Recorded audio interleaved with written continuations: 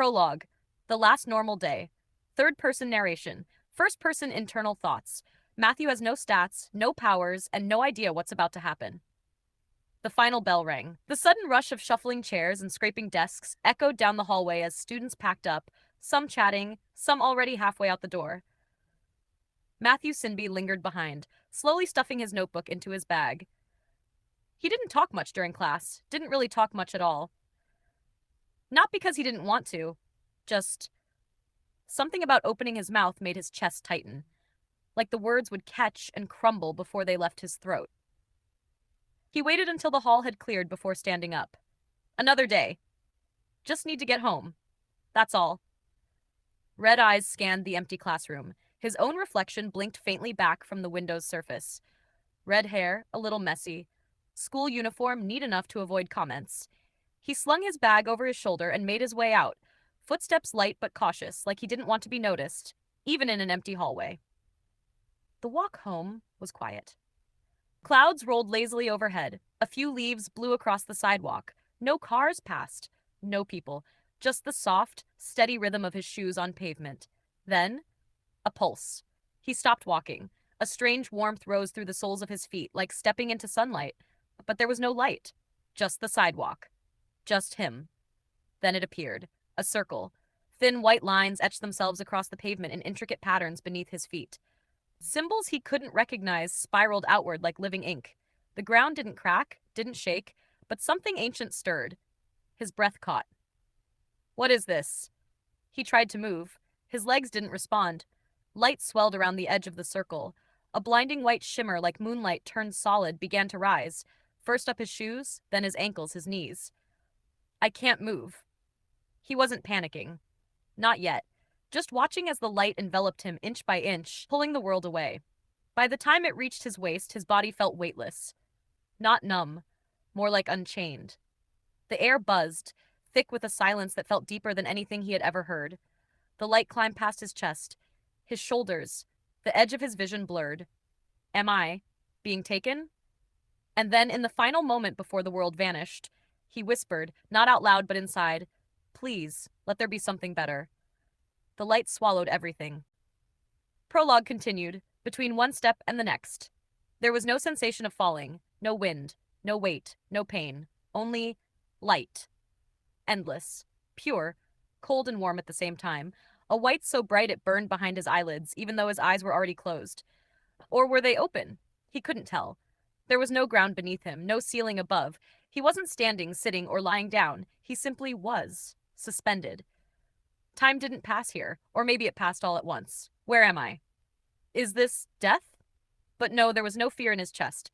Just a stillness, a silence deeper than sleep. Then, like ink dropped into water, a single point of color bled into the white. Blue at first, then violet. Then a shimmering cascade of shifting colors dancing like auroras across an invisible sky. Glyphs, no symbols, drifted past him, forming and unforming in languages he couldn't read. They pulsed, not in warning, but in invitation. And then, a voice, not with sound, but with thought. This vessel is compatible. The words didn't echo. They simply existed, pressing themselves into his mind with clarity that felt mechanical, artificial almost. Vitals, stable. Cognitive integrity, confirmed. Core alignment, unknown. Subject, unawakened. Initializing transfer. Suddenly, the light wasn't light anymore. It was pulling. His chest tightened, not with fear, but with force, as if something inside him had been tethered to a current, and was now being dragged through a collapsing tunnel of pressure and starlight. His limbs, if he still had any, shuddered under an invisible weight. Color burst in fractal patterns around him. The void stretched, then snapped. A pulse, a heartbeat. Then everything stopped. For a moment, and then the world slammed into him like a wave. If you liked this video and want to help grow this channel, please leave a like, subscribe, and maybe share the video with others. I also have a channel on TikTok. If you could head over there and support it too, I'd really appreciate it. Thank you. And until we meet again, Chapter 1, Arrival. The cold hit first, a chill not from wind, but from stone, smooth and ancient beneath his back. Matthew's eyes fluttered open. A vaulted ceiling stretched above him, carved with sweeping runes that glowed faintly blue. Braziers of silver fire cast long shadows against towering pillars. The air smelled of incense, something sweet and spiced with a metallic bite. And then, three figures in hooded robes stood around him. Their hands were raised, each forming a different mudra, fingers woven in delicate symbolic gestures. The glow beneath him flickered, then dimmed. The circle of light that had once pulled him in was fading. Success, one of them whispered. The other two exhaled in unison. Then all three slowly lowered their hands.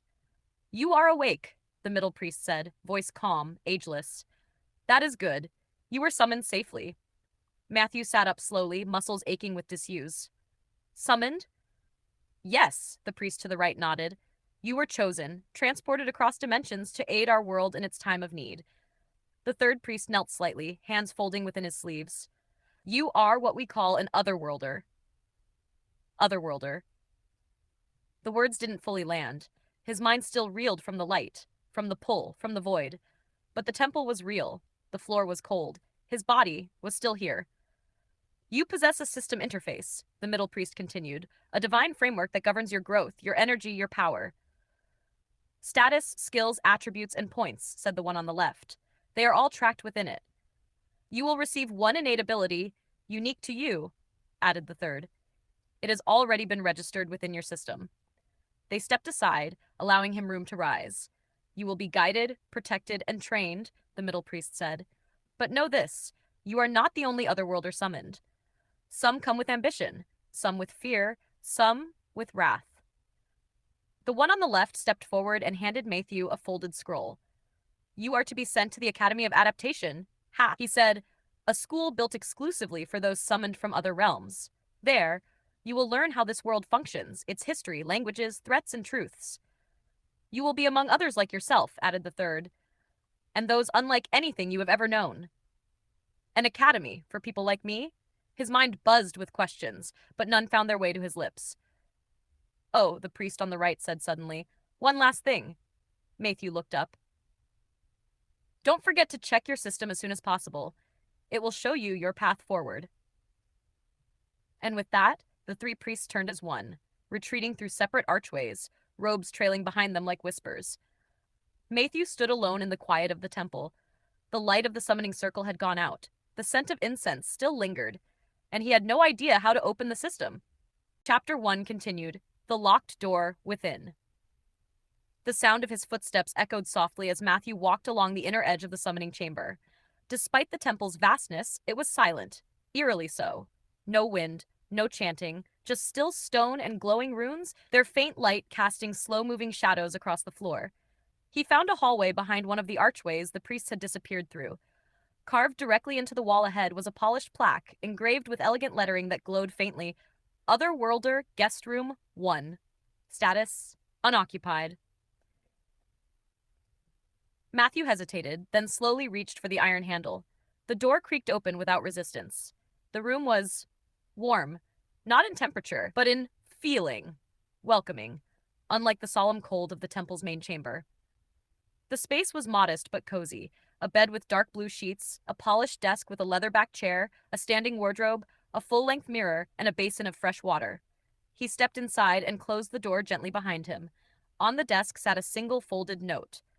Matthew unfolded it, eyes scanning the clean, elegant handwriting. Welcome to Eludia. In the morning, an escort will arrive to bring you safely to the Academy of Adaptation. Please rest well. High Priest Ralden. Wait. He set the note back down and turned slowly, eyes drifting over the room again. He ran a hand over the surface of the desk. Everything felt real, tangible, but then the thought returned. System interface, status, points, ability. He had a system, but no idea how to open it. He sat on the edge of the bed, took a breath, and tried the most obvious thing. Status, he said aloud. Nothing. Open status? Still nothing. He waved a hand in front of him like he'd seen in games. Still nothing. Tried both hands. Tried clenching his fist, closing his eyes, opening one eye, jumping, whispering. He lay back on the bed and groaned. You gave me a system and forgot to tell me how to actually use it? He sat up again, more determined this time. Status screen, system, interface, menu, stat sheet, skill tree, character screen, game menu, dashboard, open, load, launch, start, Please? He paced the room, jumped in place, tapped his chest, poked his forehead, knocked on the wall, even held his breath. Still nothing. After nearly 20 minutes, Matthew collapsed into the desk chair, shoulders slumped. Maybe the school teaches that first. The glow of the room slowly dimmed as the enchanted sconces entered night mode. Matthew sat in the silence, defeated but not discouraged. Tomorrow, he would find answers.